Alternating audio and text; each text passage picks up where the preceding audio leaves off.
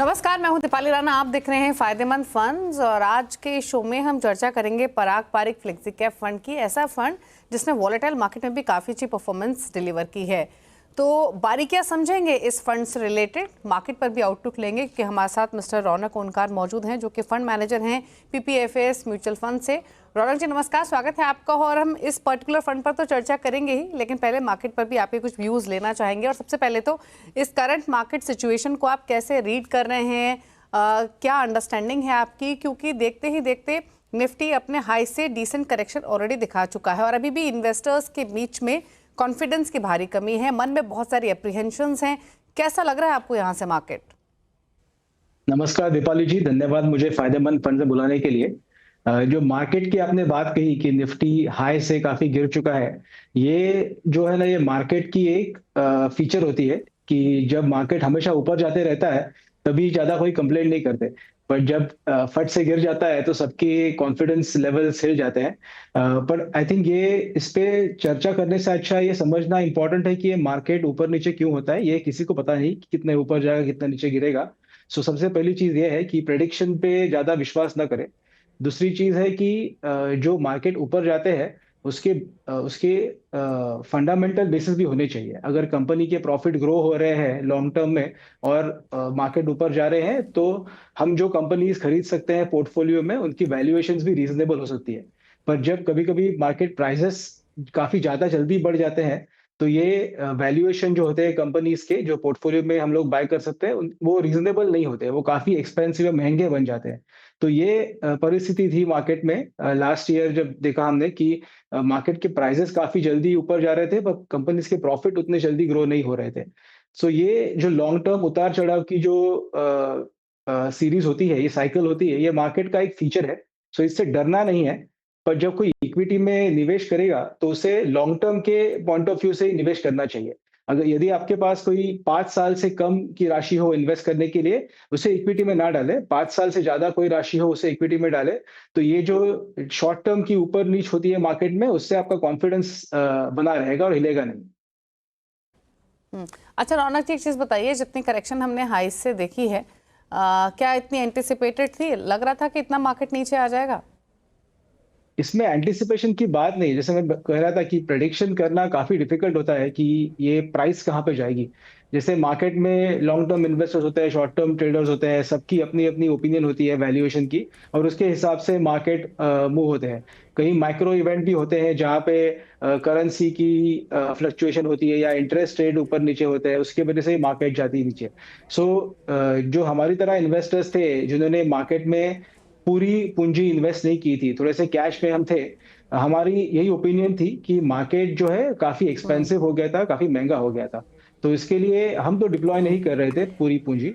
पर इसका मतलब ऐसा नहीं कि किसी को पता होगा कि कितना गिरना चाहिए मार्केट।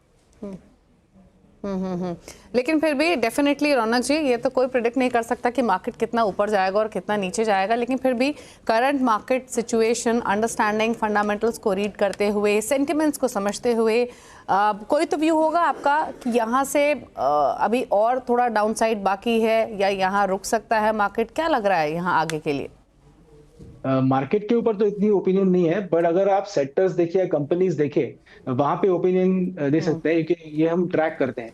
अगर कई सेक्टर्स है जहां पे अर्निंग्स ग्रोथ थोड़ी सी स्लो है पिछले 3 साल से अगर देखेंगे, तो वहां पे जो वैल्यूएशंस ऊपर चले गए थे उसमें करेक्शन हो रही है। कई सारे ऐसे सेक्टर्स है जैसे कंज्यूमर प्रोडक्ट्स है अपने मार्केट में जो काफी सालों से उनके पीई मल्टीपल या वैल्यूएशन मल्टीपल काफी एक्सपेंसिव थे क्योंकि वो एकदम स्टेडी और सॉलिड बिजनेस है, पर उनमें उतनी ग्रोथ नहीं आ रही है। तो ये मल्टीपल्स करेक्ट होना शुरू हो गया है। तो वहां पे बॉटम तो किसी को पता नहीं है, बट ये मल्टीपल्स जो अचानक से ऊपर चले गए थे ये अभी करेक्ट होना शुरू हो गया है। ये काफी अच्छा सिग्नल है मार्केट का कि अर्निंग्स ग्रोथ अगर डिलीवर नहीं हो रही है तो कंपनीज को थोड़ा सा पनिश कर रहे हैं market in terms of stock price correct कर रहे हैं। अच्छा रौनक जी, कई सारे फैक्टर्स का आपने भी जिक्र किया और हम डे टू डे मार्केट में उनको अंडरस्टैंड करने की कोशिश भी कर रहे हैं, फिर चाहे वो ट्रम्प पॉलिसीज़ हो, करेंसी मार्केट का मूवमेंट हो, अर्निंग्स ही क्यों ना हो। अगर फिलहाल की स्थिति को देखें तो क्या कोई ऐसा फैक्टर आपको दिखाई दे रहा है जो मार्केट के लिए अभी भी रिस्क पॉइज कर सकता है? सबसे बड़ी रिस्क तो वही है, वैल्यूएशन अगर एक तरफ ऊपर जाने लगता है तो थोड़ा करेक्शन तो उसमें आ जाएगा। तो वो शुरू हो गया है, ऐसा लग रहा है कि काफी सारे सेक्टर्स में वैल्यूएशन थोड़े रीजनेबल बन गए हैं। जो बाकी जियोपॉलिटिक्स या मैक्रो इकोनॉमिक इशू है, ये तो सारी इकोनॉमी को इम्पैक्ट होंगे। तो इसमें जो कंपनीज थोड़े से एडवांटेज में है, जिनका एक्सपोर्ट बिजनेस है या जिनके मैन्युफैक्चरिंग बेस इंडिया में है और जिनकी कॉस्ट ऑफ मैन्युफैक्चरिंग थोड़ी कम होगी या सर्विस प्रोवाइड करने की कॉस्ट कम होगी, और जिनके पास थोड़ा बफर है प्रॉफिटेबिलिटी में कि अगर मार्केट की स्थिति और भी खराब हो गई तो थोड़ा प्रॉफिट अगर कम भी होता है इन कंपनियों में, तो ये कंपनी ज्यादा स्ट्रगल नहीं करेगी। तो ऐसी कोई कंपनीज है, ऐसे कोई सेक्टर्स है जहां पे इनका इम्पैक्ट, स्टॉक मार्केट प्राइस गिरने का इम्पैक्ट इतना तीव्र या इतना सिवियर नहीं होगा जितना कोई और कंपनीज में, जहां पे ये फ्लेक्सिबिलिटी उनमें कम है। थोड़ा सा भी प्रॉफिट अगर कम हो गया तो उनके जो वैल्यूएशन थे अचानक से करेक्ट हो गए थे। अच्छा, अगर हम पीपीएफएस म्यूचुअल फंड की बात करें या आपके रोल की बात करें, तो क्या अब आप फुल्ली इन्वेस्टेड हैं इस करंट मार्केट में? आप डाउन साइड में आपने इन्वेस्ट किया है या अभी भी कुछ कैश पर हैं? कैश तो काफी सारा है हमारे पास, अभी 20% कैश है, जो ऑलमोस्ट पिछले ओके। 8-9 महीने से 20% कैश हमारे फंड्स में है। उसके कारण भी वही है कि मार्केट अगर टॉप से भी गिर रहा है तो भी जो कंपनीज की वैल्यूएशन है फिर भी इतनी रीजनेबल, इतनी अट्रैक्टिव नहीं है कि हम फटाफट पैसे डिप्लॉय कर सके। सो जिन सेक्टर्स में हमें लग रहा है कि वैल्यूएशन रीजनेबल है, वहां पे तो हम इन्वेस्ट कर ही रहे हैं। वो हमारे पोर्टफोलियो का ऑलरेडी एक भाग है और उसमें हम इंक्रीमेंटल इन्वेस्ट भी कर रहे हैं।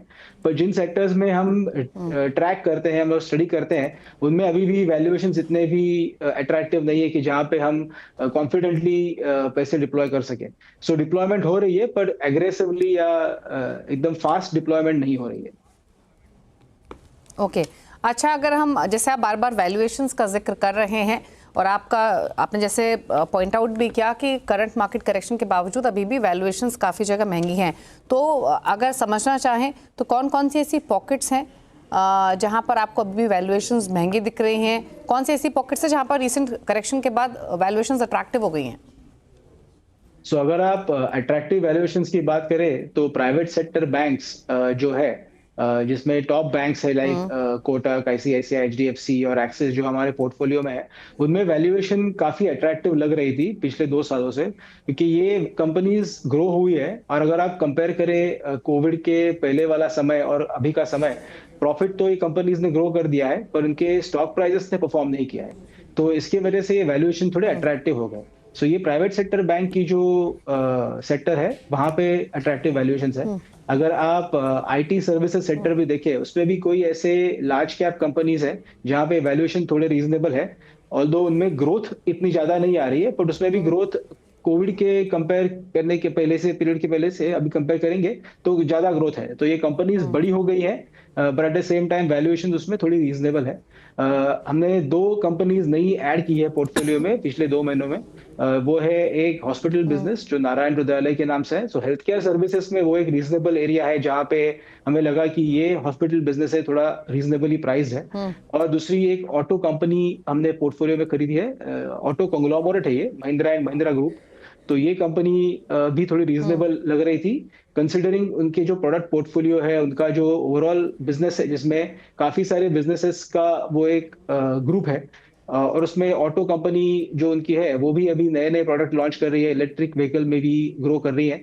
तो उसकी वजह से उसकी वैल्यूएशन थोड़ी अट्रैक्टिव लग रहे थे, रीजनेबल लग रहे थे, तो वो हमने ऐड की है। सो ऐसे कई छोटे मोटे पॉकेट्स है जहां पे अट्रैक्टिव वैल्यूएशन है। बट ओवरऑल मार्केट में अगर आप देखें जहां पे वैल्यूएशन एक्सपेंसिव है, फॉर एग्जाम्पल जो कैपिटल मार्केट वाले बिजनेस है जहाँ पे लाइक म्यूचुअल फंड है या ब्रोकिंग कंपनी है या वेल्थ मैनेजमेंट वाले बिजनेस है जो काफी सिक्लिकल होते हैं, ये बिजनेसेस में वैल्यूएशन काफी एक्सपेंसिव हो गई थी। अगर आप कंज्यूमर बिजनेस भी देखिए, उसमें भी वैल्यूएशन इतनी ज्यादा करेक्ट नहीं हो पाई है जितनी होनी चाहिए कंपेयर उनके ग्रोथ के हिसाब से। और ऐसे भी कोई सेगमेंट्स है जहाँ पे जो हमारी मैन्युफैक्चरिंग थीम चल रही है इंडिया में, कि मेक इन इंडिया की जो थीम चल रही है, उसके हिसाब से जो भी कंपनीज जिन्होंने प्रॉफिट लिंक इंसेंटिव, जिनको पीएलआई इंसेंटिव मिले थे, जो सेक्टर्स में मैन्युफैक्चरिंग कैपेसिटी ग्रो हो रही है, उनमें भी ऑल्दो ग्रोथ तो होगी पर वो लॉन्ग टर्म में होगी। पर मार्केट ने वो पूरी ग्रोथ डिस्काउंट कर ली है अभी के टाइम में, तो उनके वैल्यूएशंस भी काफी एक्सपेंसिव लग रहे थे। सो ऐसे कई सेक्टर्स है जहाँ पे हम ट्रैक करते हैं बट डिप्लॉय नहीं कर पा रहे, क्योंकि ये इंटरेस्टिंग कंपनीज है, अच्छी बिजनेस है, पर उनकी वैल्यूएशन एक्सपेंसिव है, और जहाँ पे हमें लगा कि वैल्यूएशन रीजनेबल है वहां पे हम डिप्लॉय करते जा रहे हैं। अच्छा, क्विकली एक चीज़ और उसके बाद हम पराग पारिक फ्लेक्सी कैप फंड की बात भी करेंगे। रौनक जी, क्या सजेशन आपके हिसाब से रहेगा हमारे व्यूअर्स को, इन्वेस्टर्स को, जो अभी भी अपनी पोजीशंस को होल्ड कर रहे हैं, जिन्होंने बिल्कुल भी प्रॉफिट्स बुक नहीं किए हैं? अब दो तबके हैं, एक ऐसे सेगमेंट भी है, मासेस हैं जो कि प्रॉफिट थोड़ा लेकर बैठे हैं, कुछ ऐसे हैं कि अब वो सोच रहे हैं कि ऑलरेडी मार्केट इतना नीचे आ चुका है, अब क्या ही आएगा, तो अब क्यों पोजीशंस प्रॉफिट्स लेने हैं? क्या अभी भी प्रॉफिट्स लेने का टाइम है? ये काफी इंपॉर्टेंट सवाल है, क्योंकि इससे एक चीज समझ में आती है कि इन्वेस्टर का टाइम फ्रेम क्या है इन्वेस्टमेंट का। अगर किसी इन्वेस्टर ने लॉन्ग टर्म गोल के लिए इक्विटी म्यूचुअल फंड या इक्विटी प्रोडक्ट चूज किया है, एसेट क्लास चूज किया है इन्वेस्ट करने के लिए, तो ये सवाल उतना इन्हें इम्पैक्ट नहीं करेगा, क्योंकि उनका जो गोल है, जब उनको पैसे चाहिए, वो काफी लॉन्ग टर्म है। और लॉन्ग टर्म का मतलब ऐसे नहीं कि जो टैक्स के हिसाब से होता है 1 साल का लॉन्ग टर्म, वैसे नहीं। मैं बात कर रहा हूँ कि एटलीस्ट 5 साल से ज्यादा जिसका टाइम फ्रेम हो, जो इन्वेस्टमेंट होल्ड कर सके, उनके लिए ये जो पीरियड है वो इतना इतना इंपॉर्टेंट नहीं है कि लिक्विडेट करना। अगर लॉन्ग टर्म आपका गोल है तो इक्विटी एक इंपॉर्टेंट पार्ट होना चाहिए आपके पूरे पोर्टफोलियो का। तो हम अज्यूम करेंगे कि इनका ज्यादा से ज्यादा पोर्टफोलियो इक्विटी में है, इनका गोल अगर लॉन्ग टर्म है, 5 साल से आगे इनका गोल है, तो ऐसे जो इन्वेस्टर है उन्हें डरना नहीं चाहिए। उन्हें सिस्टमैटिक रूट से जो उनके एसआईपी या इन्वेस्टमेंट चल रहे हैं वो कंटिन्यू करने चाहिए। पर अगर किसी ऐसे इन्वेस्टर है जिसका गोल 5 साल से कम है, या 3-4 साल में उनका इन्वेस्टमेंट गोल मीट होने वाला है, जिनमें पैसे की जरूरत पड़ने वाली है, ऐसे जो इन्वेस्टर है उन्होंने इक्विटी में इन्वेस्ट करना ये करेक्ट एसेट क्लास नहीं है। इनफैक्ट उन्होंने प्रॉफिट बुक करना चाहिए, और जो डेट प्रोडक्ट्स है या बैंक फिक्स डिपॉजिट्स है जहां पे पैसे सेफ रहे और उनका गोल मीट हो पाए, ऐसे इन्वेस्टमेंट प्रोडक्ट्स चूज करने चाहिए। ये टाइम फ्रेम के हिसाब से जवाब देना पड़ेगा कि अगर लॉन्ग टर्म हो तो बुक प्रॉफिट करने की जरूरत नहीं है, क्योंकि आपका गोल अभी नजदीक नहीं है। और जिसका गोल नजदीक है, जिसको पैसे की जरूरत शॉर्ट टर्म में पड़ने वाली है, आई थिंक ये टाइप के इन्वेस्टर्स है, उन्हें प्रॉफिट बुक करनी चाहिए। ठीक है, तो चलिए, ये तो रही सलाह उन तमाम व्यूअर्स के लिए जो अभी भी इन्वेस्टेड हैं, लॉन्ग टर्म व्यू है, क्या करना चाहिए, क्या स्ट्रैटेजी चेंज करनी चाहिए, वो यहाँ पर रौनक जी ने समझाई। लेकिन चलिए अब बात करते हैं Parag Parikh flexi cap fund की। और if I am not wrong, Raunak ji आप प्लीज़ बताइएगा, ये शायद इकलौता फंड है जिसने पिछले 3 से 6 महीने में पॉजिटिव रिटर्न्स डिलीवर किए हैं, ऐसे समय में जब ज़्यादातर फंड्स की तरफ से परफॉर्मेंस या तो फ्लैट रही है या थोड़ी सी नेगेटिव साइड पर भी रही है, अगर बहुत करेक्शंस भी नहीं हुई। और इनफैक्ट रौनक जी, मार्केट वॉलेटाइल हो तो तमाम एनालिस्ट लॉबी कहती है फ्लेक्सी कैप फंड लीजिए, लॉन्ग टर्म व्यू है तो फ्लेक्सी कैप फंड अपने पोर्टफोलियो में ज़रूर रखिए, रिस्क लेना चाहते हैं, कम रिस्क लेना चाहते हैं, मतलब हर तरीके से ये कैटेगरी फिट होती है। तो पहले तो बताइए प्लीज़ कि इस स्मार्ट परफॉर्मेंस के पीछे के कारण क्या रहे, और फ्लेक्सी कैप फंड क्यों must keep in portfolio fund कहा जाता है? आपके दूसरे प्रश्न का जवाब पहले लेता हूँ, बिकॉज वो इंपॉर्टेंट है समझने के लिए कैटेगरी क्यों है। फ्लेक्सी कैप फंड की कैटेगरी जो है, जो इक्विटी म्यूचुअल फंड में गिनी जाती है, ये कैटेगरी का सबसे इंपॉर्टेंट बेनिफिट ये है कि फंड मैनेजर का चॉइस होता है कि जैसे मार्केट ऊपर नीचे हो तो क्या लार्ज कैप में कितने एलोकेशन होने चाहिए, मिड कैप में कितने होने चाहिए, स्मॉल कैप में कितने होने चाहिए, फंड मैनेजर डिसाइड कर सकता है। ये डिफाइंड नहीं होता है कैटेगरी में।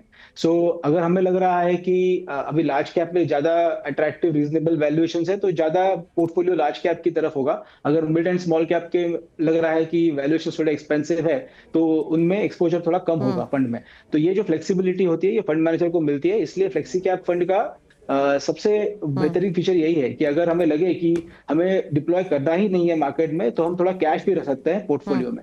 और कैश की स्ट्रेटेजीज भी होती है। तो कैश का मतलब ऐसे नहीं कि 0% रिटर्न मिल रहा है उसके ऊपर। इसका मतलब है कि हम जो एटलीस्ट मनी मार्केट रिटर्न है, जो लिक्विड फंड में रिटर्न है, उतना तो मिल जाता है कैश में, या फिर हम आर्बिट्राज भी कर सकते हैं यही फंड में, ये भी अलाउड होता है। ये फ्लेक्सिबिलिटी होती है फंड मैनेजर को कि ये कहाँ पे कितना एलोकेशन कर सके, जैसे मार्केट के वैल्यूएशंस के हिसाब से। और बात करें पराग पारिक फ्लेक्सी कैप के बारे में, तो ऑफ कोर्स जब हम हाइंडसाइट में देखते हैं, रियर व्यू में देखते हैं, तब लगता है कि अरे रिटर्न्स तो काफी अच्छे हैं, वोलेटिलिटी कम है। पर इसके 2-3 कारण ऐसे हो सकते हैं हमारे हिसाब से कि जब हम कंपनीज बाय करते हैं पोर्टफोलियो में, उनकी जो एंट्री वैल्यूएशंस है वो सबसे इंपॉर्टेंट है हमारे लिए। ये कंपनीज हमने फिल्टर की है for quality of business, quality of promoter. तो लास्ट जो पॉइंट इंपॉर्टेंट होता है वो है एंट्री वैल्यूएशन, कि कौन से प्राइस पे कंपनी हम पोर्टफोलियो में बाय करें। और ये थोड़ी स्ट्रिक्टली हम फॉलो करते हैं कि अगर कोई कंपनी पसंद भी हमें आई है तो उसे हम कोई भी वैल्यूएशन पे बाय नहीं करते। हम वेट करते हैं कि प्राइस ओके। रीजनेबल हो, अच्छी हो। और जो हम इन्वेस्टमेंट की जो टाइम होराइजन हमारी भी है वो भी हम लॉन्ग टर्म रखते हैं, कि अगर over a cycle, over long term ये बिजनेस कैसे परफॉर्म करेगा, ये हमारी अंडरस्टैंडिंग अच्छी है, तो फिर हम ये बिजनेस बाय करते हैं। तो ये एक कारण हो सकता है जिससे ओके। वोलेटिलिटी एनएवी की थोड़ी कम हो। सेकंड कारण ऐसा भी है कि थोड़ा सा पोर्टफोलियो जो अभी है अराउंड 12-13% वो ग्लोबल स्टॉक्स में इन्वेस्टेड है। उसके कारण ओके। थोड़ा सा पोर्टफोलियो का जो एक्सपोजर है वो इंडियन मार्केट के हिसाब से नहीं मूव करता। सो हमारे पोर्टफोलियो में 4 ग्लोबल स्टॉक्स है। माइक्रोसॉफ्ट, मेटा जो फेसबुक कंपनी है, अल्फाबेट जो गूगल की कंपनी है, और अमेजॉन, ये 4 कंपनी पोर्टफोलियो में है। तो ये कंपनीज की जो मूवमेंट है स्टॉक प्राइस की या बिजनेस की, ये अपने इंडियन मार्केट से इतनी ज्यादा लिंक्ड नहीं है। तो अगर वहां पे स्टॉक ऊपर जा रहा है और यहाँ पे अपना मार्केट गिर रहा है तो थोड़ा सा बफर हमारे एनएवी में मिल जाता है, जिसमें हमारा एनएवी उतना नहीं गिरेगा जितना इंडियन मार्केट में एनएवी अगर फुल एक्सपोज होगा तो उतना गिरेगा। और तीसरी चीज जो है कि जब वैल्यूएशंस ओवरऑल मार्केट में ज्यादा एक्सपेंसिव है, हमारे चॉइस की कंपनीज हमें नहीं मिल रही है अच्छे वैल्यूएशन पे, तो हमारे पास एक चॉइस बनती है कैश में थोड़ा सा पोर्टफोलियो रखे। तो थोड़ा सा कैश रखने की वजह से भी जो मार्केट में सडन ड्रॉप आता है उसका इम्पैक्ट पूरी तरह से हमारा फंड नहीं झेलता। पर ये जो आपने टाइम फ्रेम चूज किया 3 से 6 महीना, वो आई थिंक थोड़ा सा I don't think it's very accurate in terms of looking at that time frame. Accurate से ज्यादा सही नहीं होगा कि ये शॉर्ट टर्म टाइम फ्रेम देखे। तो ये अगर आप टाइम फ्रेम थोड़ा सा एक्सपांड करें, 3 साल, 5 साल, 7 साल, 10 साल, तो हमारे फंड ने 10 साल कंप्लीट किए, तो आप ये टाइम फ्रेम देख सकते हैं और उस टाइम फ्रेम से ये फंड को जज कीजिए, ये रिटर्न को जज कीजिए, ना कि जस्ट 3 और 6 महीने। 3 और 6 महीने जज करना काफी आसान है बिकॉज नंबर्स अवेलेबल होते हैं, बट आई थिंक वो अप्रोप्रिएट नहीं है कि इक्विटी एसेट क्लास ये लॉन्ग टर्म वाला एसेट क्लास है। सो ये 3 से 6 महीने वाला उतार चढ़ाव देख के, रिटर्न देख के कोई अच्छा परफॉर्म कर रहा है नहीं कर रहा है, ये जज करना बराबर नहीं है। बिल्कुल। और सिंस इंसेप्शन देखें तो मोर देन 20% के कंपाउंडेड एनुअल ग्रोथ रिटर्न यहाँ से आते हुए दिखाई दिए हैं। चलिए रुक रहे हैं इसी के साथ एक ब्रेक के लिए, लौटेंगे तो कुछ और बारीकियाँ इस फंड से जुड़ी हुई समझने की कोशिश करेंगे। कॉम्पोजिशन, कॉन्सेंट्रेशन कहाँ है इस फंड का with regards to sectors Indian markets में, उस पर भी करेंगे बातचीत। जल्द वापस आते हैं छोटे से ब्रेक के बाद।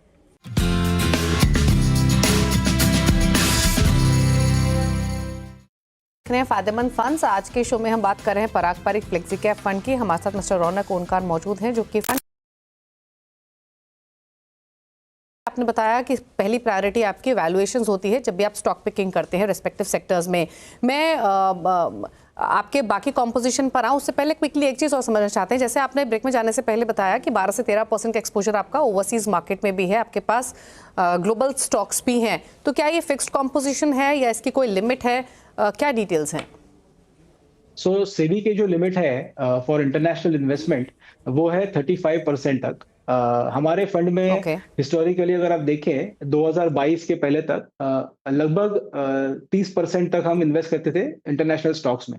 और उसका कारण ऐसे था कि हमें ग्लोबल डाइवर्सिफिकेशन की जरूरत थी। वो तो एक चीज है। दूसरी चीज ऐसी है कि जो कंपनीज इंडिया में है ही नहीं लिस्टेड मार्केट में, उस कंपनीज में हम इन्वेस्ट कर सके। फॉर एग्जाम्पल इंडिया में गूगल जैसी इक्विवेलेंट कंपनी नहीं है, माइक्रोसॉफ्ट जैसी इक्वल कंपनी नहीं है, या फिर फेसबुक जैसी कंपनी नहीं है, अमेजोन जैसी कंपनी लिस्टेड स्पेस में नहीं है। तो ये जो अपॉर्चुनिटीज है इसमें इन्वेस्ट करना हमें पॉसिबल था इंटरनेशनल एलोकेशन से। बट 2022 में आरबीआई की एक जो $7 बिलियन की लिमिट थी, वो लिमिट सारे एएमसी इंडस्ट्री की ब्रीच हो चुकी है। सो अभी 2022 फरवरी से हम या पूरी एएमसी इंडस्ट्री में कोई भी नए फंड्स इन्वेस्ट नहीं कर सकता है इंटरनेशनल स्टॉक्स में। तो वो एक लिमिटेशन हो गई थी। सो वो 30% जो हमारा पोर्टफोलियो एलोकेशन था इंटरनेशनल का, वो अभी हो गया है 12-13%।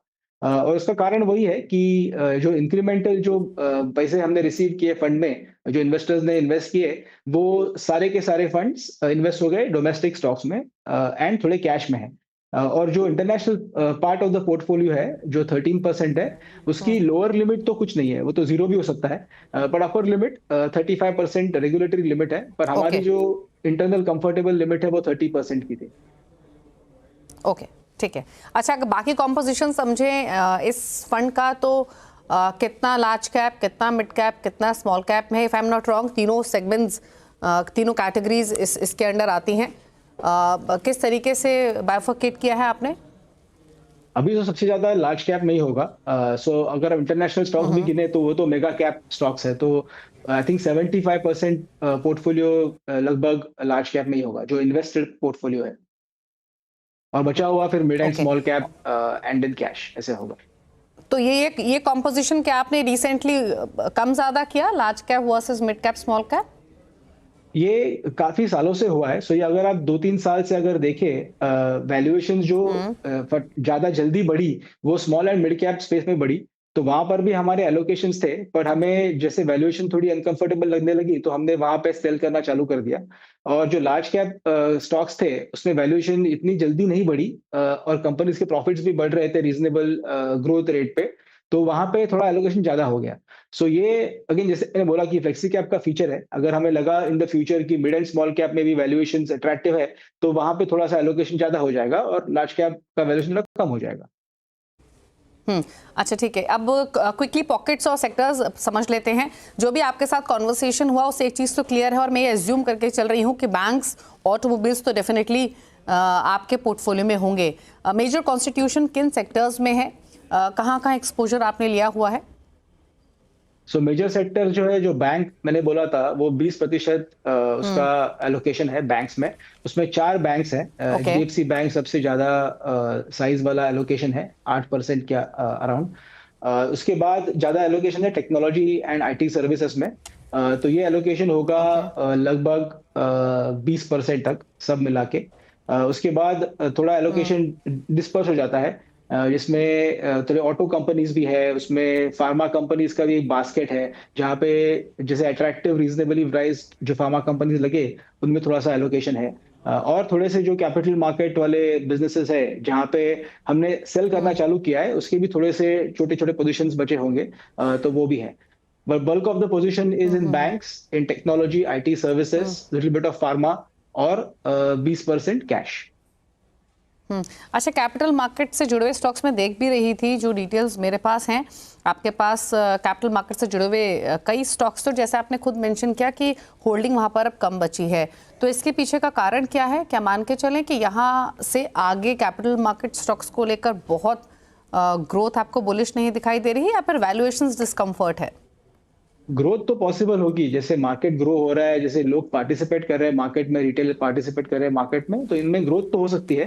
पर जो ग्रोथ होगी या हो सकती है उसके हिसाब से जो वैल्यूएशन बड़े हैं, वो थोड़ा सा अनकंफर्टेबल लग रहा है हमें, इसलिए हमने एलोकेशन कम कर दी है। और ये जो कैपिटल मार्केट वाले बिजनेस होते हैं ना, ये काफी ज्यादा सिक्लिकल होते हैं, जिसमें अभी जब मार्केट ऊपर जा रहा होता है तब सब सेंटिमेंट पॉजिटिव होता है, पार्टिसिपेशन ज्यादा होता है। बट जब काफी लंबे समय तक अगर बेयर मार्केट चल जाता है या मार्केट ज्यादा ऊपर जाता नहीं है तो ये पार्टिसिपेशन भी कम हो सकता है, तो उसकी वजह से वॉल्यूम कम हो सकते हैं, और जो प्रॉफिटेबिलिटी ये बिजनेस की थी वो भी कम हो सकती है।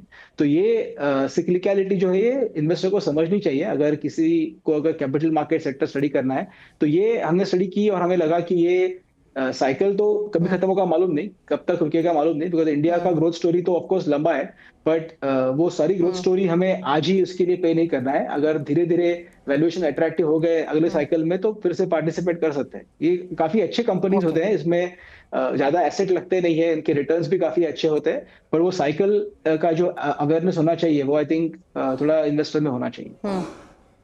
ओके, चलिए एक लास्ट क्वेश्चन क्विकली आपसे। एक चीज़ तो क्लियर है, जो जिस पर एम्फोसाइज भी किया रौनक जी ने, कि वैल्यूएशंस उनके लिए सबसे इंपॉर्टेंट है। ग्रोथ तो है ही, लेकिन सबसे पहले वैल्यूएशन कंफर्ट होना बहुत ज़रूरी है। और आखिरी जवाब में उन्होंने ये चीज़ क्लियर भी की कि फिलहाल वो भले ही प्रॉफिट टेकिंग कर रहे हैं, लेकिन आगे लगेगा तो वापस री एंट्री हो सकती है कैपिटल मार्केट से जुड़े हुए शेयर्स में। अच्छा, बहुत संक्षेप में एक लास्ट क्वेश्चन आपसे, क्या मैसेज, क्या व्यू देना चाहेंगे हमारे व्यूअर्स को?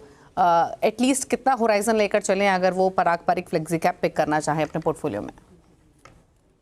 सबसे इंपॉर्टेंट लेसन तो वही होगा इन्वेस्टर्स के लिए कि अगर इक्विटी में आप इन्वेस्ट कर रहे हो तो सबसे पहली चीज है एसेट एलोकेशन देखिए कि आपके पूरे पोर्टफोलियो में इक्विटी कितना होना चाहिए, इसका आपको अंदाजा होना चाहिए। और second most important thing, equity, flexi cap fund, कोई भी फंड आप चूज कर रहे हैं तो 5 साल से ज्यादा का समय आप देखिए जिसमें आप इन्वेस्ट कर सके। शॉर्ट टर्म के लिए इक्विटी ये प्रोडक्ट सुटेबल नहीं है। चलिए, शुक्रिया रौनक आने के लिए सीएनबीसी आवाज पर और पराग पारिक फ्लेक्सी कैप फंड के साथ साथ मार्केट्स पर भी अपने व्यू शेयर करने के लिए और कुछ इंपॉर्टेंट पीस ऑफ एडवाइस हमारे व्यूअर्स को देने के लिए। Thank you so much. धन्यवाद दीपाली जी। और इसी के साथ फायदेमंद फंड्स में तो इतना ही। ब्रेकफास्ट पर भी खबरें जारी है सीएनबीसी आवाज पर। नमस्कार।